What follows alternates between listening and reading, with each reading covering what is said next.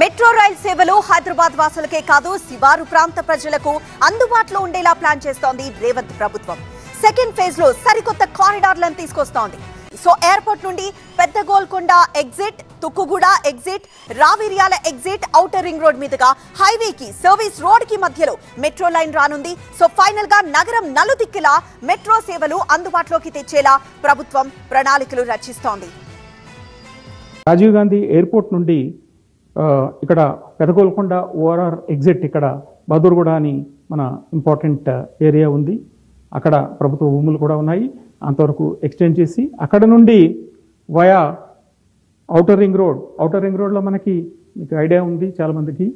ఒకవైపుని service road ఉంటుంది, city side అనమాట. మరోవైపు మనకి మెయిన్ హైవే ఉంటుంది. ఆ రెండింటి మధ్యలో ఇదివరకే మనము ఓఆర్ఆర్లోనే డెడికేటెడ్ మెట్రో కారిడార్ని ప్లాన్ చేయడం జరిగింది. సో ఆ విధంగా పెదగోల్కొండ ఎగ్జిట్ నుండి తుక్కుగూడ ఎగ్జిట్ నుండి రావిర్యాల్ ఎగ్జిట్ వరకు వయా ఓఆర్ఆర్ తీసుకెళ్ళి